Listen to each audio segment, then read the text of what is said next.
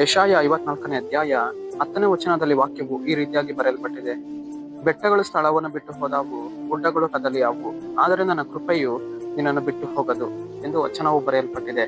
ಅಂದರೆ ಪ್ರೀತಿಯುಳ್ಳ ದೇವ ಜನರೇ, ಕರ್ತನಾತ್ಮನಿ ಮುಂಚಾನೆ ವೇಳೆಯಲ್ಲಿ ಆತನ ನಮ್ಮೊಟ್ಟಿಗೆ ಈ ರೀತಿಯಾಗಿ ಮಾತನಾಡುವವನಾಗಿದ್ದಾನೆ. ಏನೆಂದರೆ, ಮಗನೇ ಮಗಳೇ, ಬೆಟ್ಟಗಳು ಒಂದು ವೇಳೆ ಅದೇನ್ ಮಾಡಬಹುದು, ಸ್ಥಳಗಳನ್ನ ಬಿಟ್ಟು ಹೋಗಬಹುದು, ಗುಡ್ಡಗಳು ಕದಲಿ ಹೋಗಬಹುದು, ಆದರೆ ನಿನ್ನ ಜೀವಿತದಲ್ಲಿ ನಾನು ಇಟ್ಟಿರುವಂತಹ ನನ್ನ ಕೃಪೆಯು ಅದೇನಾಗುವುದಿಲ್ಲ, ಮಾರ್ಪಡುವುದಿಲ್ಲ ಎಂದು ಆತನು ನಮ್ಮೊಟ್ಟಿಗೆ ಮಾತನಾಡುವವನಾಗಿದ್ದಾನೆ.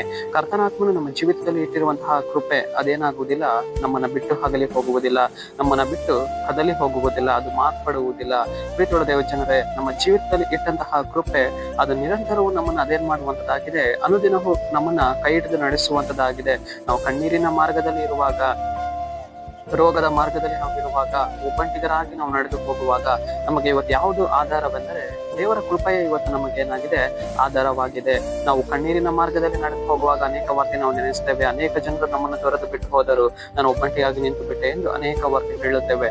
ಆದರೆ ದೇವರ ಕೃಪೆಯು ಅದು ನಮ್ಮನ್ನ ಬಿಟ್ಟು ಹೋಗುವುದಿಲ್ಲ. ಕರ್ತನ ಕೃಪೆಯು ಅನುದಿನವೂ ನಮ್ಮನ್ನ ನಡೆಸುವಂತದ್ದಾಗಿದೆ.